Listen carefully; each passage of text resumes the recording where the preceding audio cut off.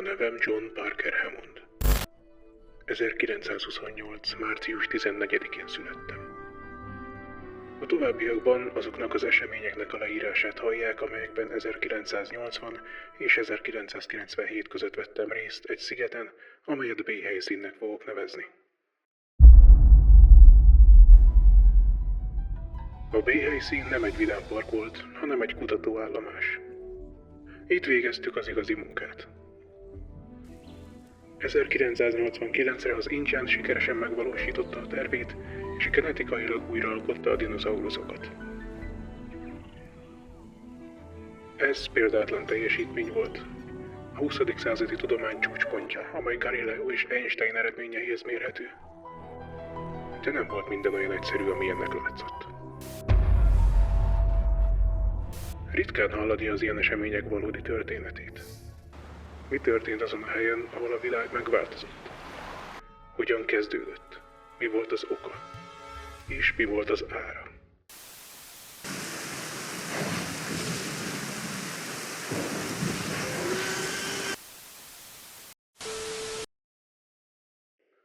A Nobel-díj vagy egy pénzügyi birodalom vár valahol egy sötét szobában, egy piszkos, elhagyatott épületben, valahol a Csendes-óceánon. Ez volt az 50 évvel ezelőtt született ambíció virágzása. 50 év küzdelem vezetett idáig. A titokzatos John Hammond. Megbízhatatlan befektető, multimilliómos, bohókás, őrült tudós. Amikor kicsi voltam, arról álmodtam, hogy egyszer az egész világot ősi erdő borítja. Nagy vadászok leselkedtek a hűvös sötétben, a csendes, hatalmas oszlopszerű fák, tölgyek és mamutfenyők között.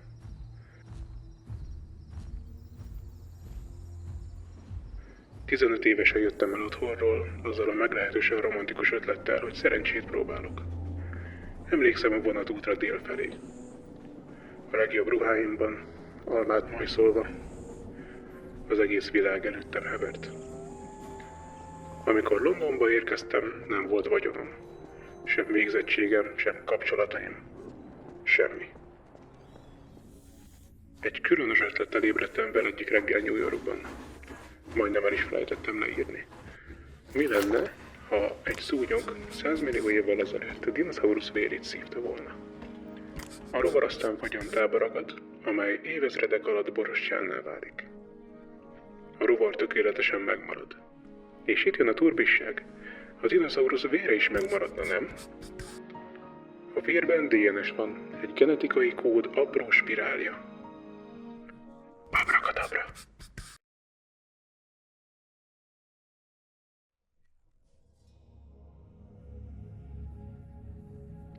A napsugarai ferdén szűrődtek be Norman irodájának poros levegőjébe. Én pedig egy tölgyfaasztalnak támaszkodva vázoltam az InGen terveit. Az első feladat a genetikai helyreállítás volt. Jura vagy krétakori borostyán megszerzése, a megőrzött DNS kivonása és a teljes szekvenciák újbóli összeállítása. Felhozni a kódból, ahogy mi neveztük. Nem spóroltam semmin, nem engedhettem meg hibákat. Ha sikerrel járunk, az InGen technológiája történelmet ír. Azt terveztük, hogy legyőzzük az idő hatalmát az élet felett, azt a hatalmát, hogy elpusztítson és töröljön. Ez mindannyiunk életét megváltoztatná olyan mélyrehatóan és visszafordíthatatlanul, mint az atombomba.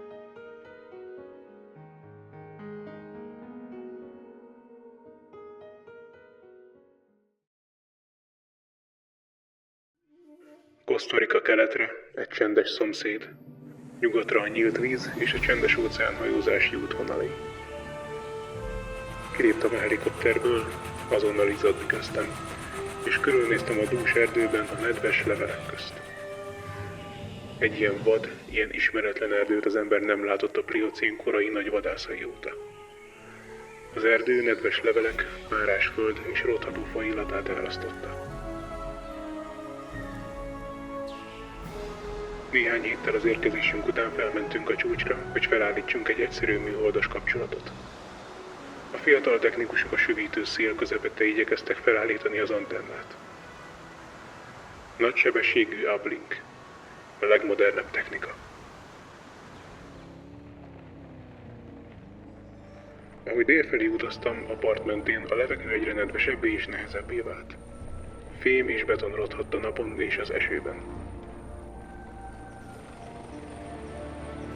Egy tönkrement kávéültetvény az 1860-as évekből. A mezőket kőfalakra tárolták, nyugaton pedig még mindig álltak az ültetvényházának romjai. Voltak a szigeten különös építmények is. Ezek egy olyan elrendezést követtek, amelyet nem igazán értettem akkoriban. A holdév évszakait és a csillagok mozgását jelölte.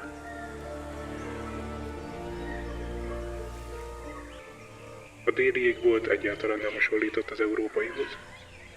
Forró, trópusi. Egy új világ. A síkságon rekkenő hőség volt, mintha egy szilárd fal állt volna előttem. Kiszálltam a jeepből kinyújtóztatni a lábaimat. A két őr az autónál maradt, és egy pillanatra egyedül álltam, védtelenül a jurakori vadonban. Éreztem a levegő áramlását körülöttem, hallottam egy fa susogását.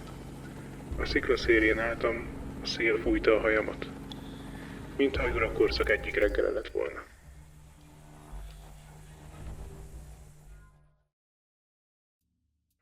Robert Maladont már ismertem régebről. Már az egyik kenyai parkomban is vadőrként dolgozott. A Szorna-sziget dzsungeleit is vele fedeztük fel, mielőtt a Jurassic Parkban alkalmaztam. Dennis Nedryt Cambridge-ben találtam, és különbsége ellenére évekkel megelőzte versenytársait. Dennis nagy hackernek tartotta magát, saját zárakkal szerelte fel az ajtóit, irodájának berendezése egyáltalán nem felelt meg a vállalati előírásoknak. Henry Wu Ohioból származó egyke gyermek volt. Egy zseni. Korán felkeltette a figyelmet az MIT NIR diplomamunkájával. Dr. Wu laboratóriuma rejtély volt számomra. Soha nem fejeztem be az iskolát, gyermeki elképzelésem volt a tudományról. Kémcsövek, robbanások és csodák. A fő laboratórium és az adminisztratív épületek. Itt tettük a felfedezéseket, itt történt a valódi varázslat. Amikor eljönnek, hogy feltárják a titkainkat, ide fognak jönni. Furcsa volt átszokni a mezőről, a forró napról, a nadrágszáron lévő piszokról a labor hűvös, steril sötétjébe. A tartósítószerek szúrós szaga, a steril kamra hűvössége és csendje, a napi fertőtlenítési rutin. A centrifuga éjjel-nappal zúgott. A genetikai replikáció lassú alkímiája. A tiszta folyadék felszínén úszkált a zavaros DNS szálak rétege. Éjszakában nyúlóan dolgoztunk, és néha úgy éreztük, mint az egész világ eltűnt volna körülöttünk, és csak a sötétség, a munka és a múltba való végtelen kutatás maradt. A billentyűzetek kora reggelig zörögtek, a zöld CRT képernyők sorai pedig összehasonlított genetikai adatokat mutattak. 3 Cray XMP gyorsabban mozgatta az adatokat, mint bármelyik amerikai számítógépes központ. A B-hely színteljesen központosított és számítógép vezérelt volt, ugyanaz a kialakítás, amely a Jurassic Park Achilles sarka lett később. A diagnosztika, a kommunikáció, a biztonság minden a számítógépen keresztül futott. Ennek megfelelően a számítógépes biztonság volt a legfontosabb, a lehető legszigorúbbnak kellett lennie. Ha magára hagyják, a létesítmény minimális energiaszintre áll vissza, főként akkumulátorral működő biztonsági rendszerekre. Szinte őrökre képes fenntartani magát. A genetikai helyreállítás utolsó napjaiban jártunk, és ekkor még semmi sem volt biztos. Ott volt a DNS. Vissza tudtuk hozni a kútból. Egy csendes, lezárt szobában a fajok kihalása, a földi élet története módszeresen visszafordult.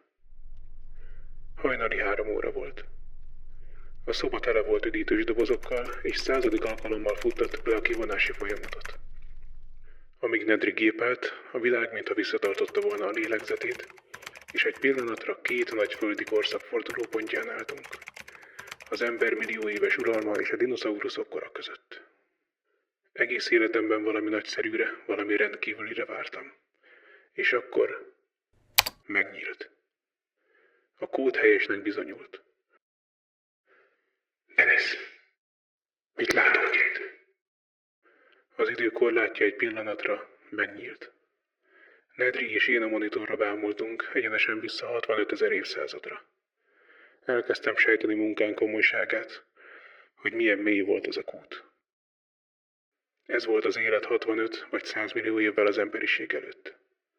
A 20. század legnagyobb felfedezése. 11 hónap alatt a B-helyszín a világ legerősebb genetikai létesítményévé vált. A mesterséges petesejt megtermékenyítésének tesztje. A kezem remegett, amikor a kis cseppentőt tartottam. Egy csepp. 2 csepp. Megvan. A szellem kiszabadult a palackból. A raptor a tojásban formálódott, én pedig az ultrahangos monitoron figyeltem. Úgy nézett ki, mint egy szellem, vagy egy füstfelhő. A Velociraptor egy kis terapoda, amely Kínában és Mongóliában őshonos.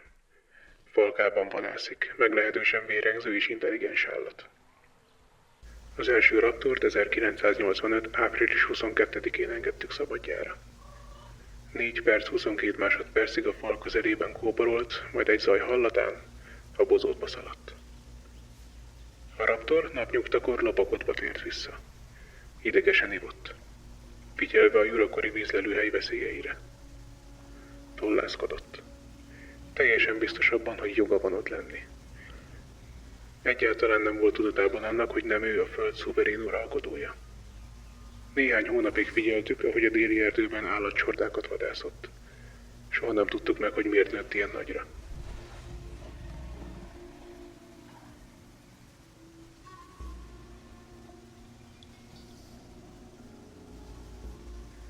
Nem minden eredeti faj maradt fenn, végül csak néhány alkalmazkodott az új világhoz.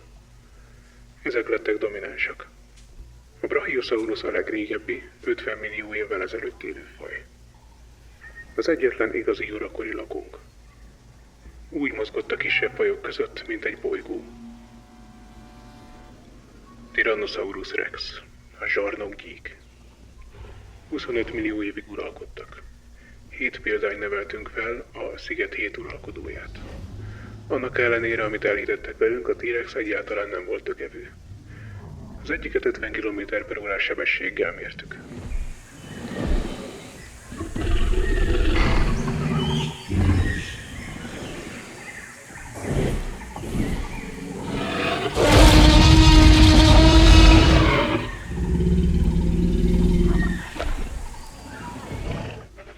A Triceratops a Tyrannosaurus mellett az egyik utolsó dinoszaurusz, amely természetes körülmények közt élt a bolygónkon.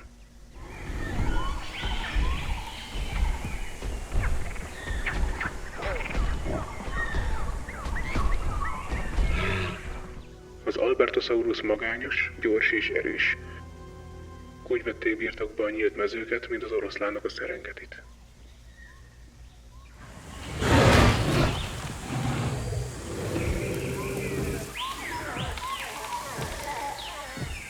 Három raptor törzs alakult ki, amelyek a dzsungelben, az erdőben és a hegyekben jelölték ki területeiket.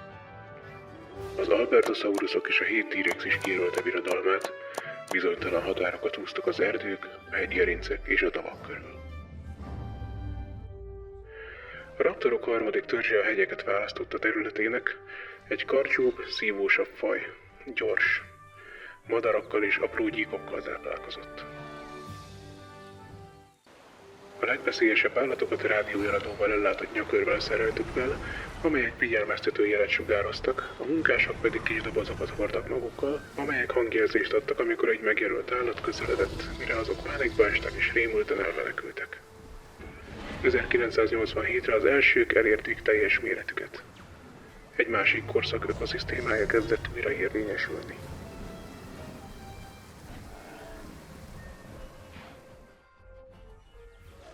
A város építése nehéz feladat volt.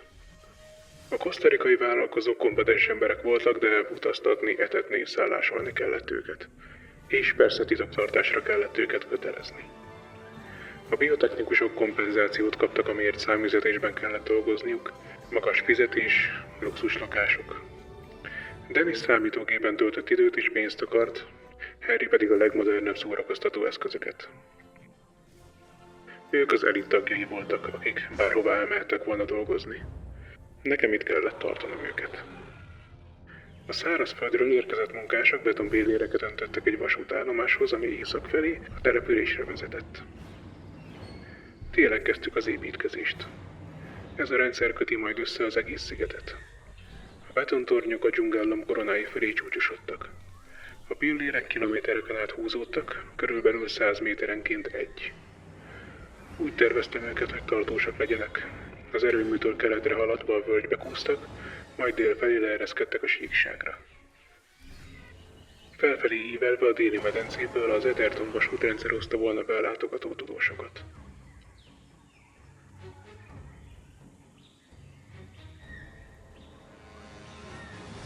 Elkezdtük lefektetni az alapokat a déli parton egy szálloda számára, amely a látogató tudósokat és üzletembereket fogadná. Egy év múlva, gondoltam, a sziget elég híres lesz. A déli part a nyomtalan óceánra nézett, Perun túl egészen az Antarktiszig.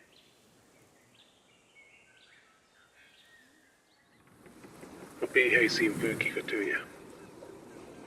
A dokkok a B-helyszín ütőerei voltak. Borostyán, szintetikus tojási és élő állatszállítmány érkezett a csendes óceán partvidékéről. Kínai tengerészek furcsa, éles falsettóban énekeltek, miközben a szintetikus polimer tojásokat rakották ki. Az Emily egy vontatóhajó volt, amely a nagyobb szállítmányt hozta be. Néha kivittük, hogy a part mentén figyeljünk meg egyes példányokat, vagy hogy megtisztítsuk a vizet a nyomainktól.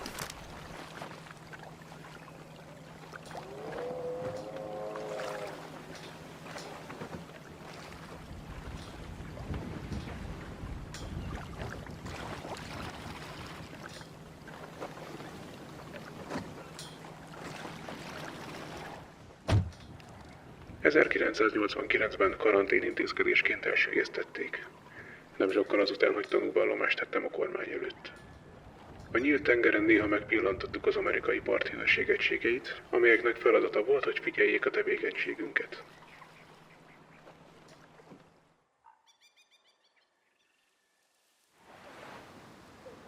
...1989-ben a park már majdnem elkészült. Befektetőink helyszíni jóváhagyást követeltek, és én, mint kiderült ostoba módon azt hittem, hogy készen állok. Az 1989. augusztus 27-i katasztrófa mára már jól ismert, és a jogi következmények, ahogyan azt elképzelni is lehet, meglehetősen súlyosak voltak. Még mindig hiszem, hogy Nedry hagyott magának egy kis kaput. Egy kormányzati bizottság a tanúk padjára állított. Amikor felolvasták a nevemet, csend lett a teremben. Felmentem a sorok között a tanúk padjához. Felelősségre vontak, de nem tudtam egyértelmű magyarázatot adni. Biztosan hallottad a történet folytatását a híradóban, vagy a bulvár sajtóban. Csőd. A falnak dőltem, egész testem remegett. Elejtettem a bögrét. Összetört. Ott hagytam, hamarosan úgyis el kellett mennünk. Amikor kiderült, hogy csődbe mentem, a munkások egyszerűen letették a szerszámokat és elmentek.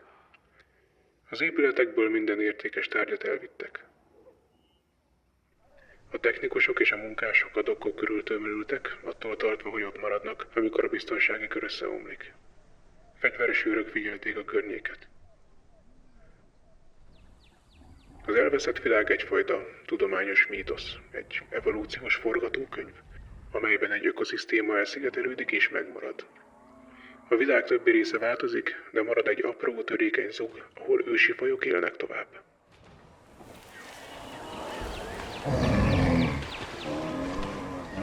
Az InGen Corporation-t az igazgatótanács szavazatával elveszik tőle. Be it resolved that John Parker Hammond should be removed from the office of Chief Executive Officer effective immediately. Az unokaöcsém kiküldi a csapatát. A vadászok 1997. május 13-án szálltak le a sziget délnyugati részén. Legtöbbjük évekig az afrikai barkainban dolgozott. A dinoszauruszok vadászata meglehetősen trükkös művelet. Lehetőség szerint helikoptereket ajánlanék. Vadászok szétszóródtak, előre megbeszélt vadász útvonalukat elfelejtve. Csak harmaduk jelent meg a találkozási ponton. Esélyük sem volt.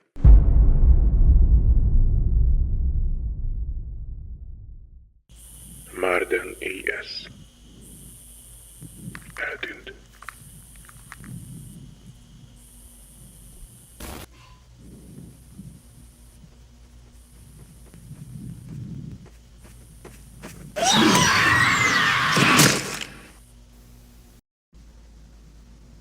Karamcsati V. eltűnt.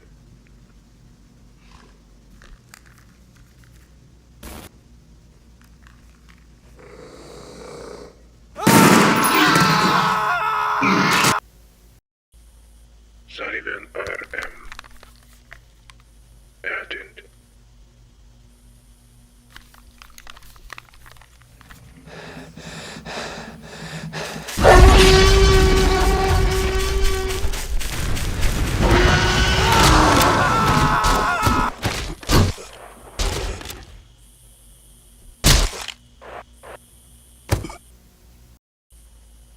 Russell B. eltűnt.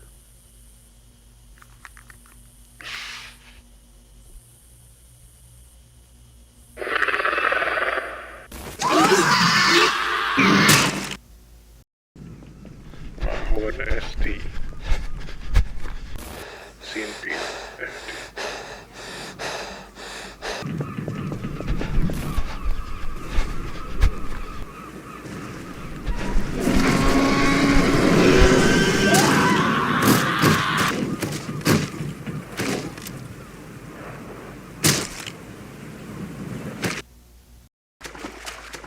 Listrata A.L. elhunyt.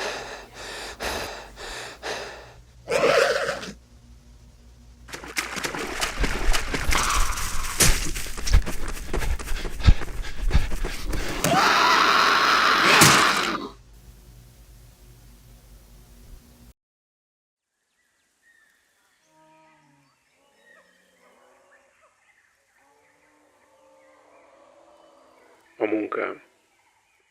A munkám ott van, ahol hagytam.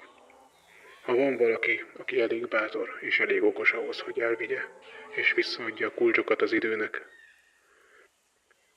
talán ez egy új birodalom alapja. Már látom is őket, ahogy kutatják át a poros szobákat, begyvédelmi overállókban, puskákkal a kezükben, az aktáinkat olvasva. Az utolsó napon én távol maradtam a többiektől, a helikopterek leszálltak. Előttem elterült a dzsungel, és láttam, hogy újraélett egy vad, ősi korszak.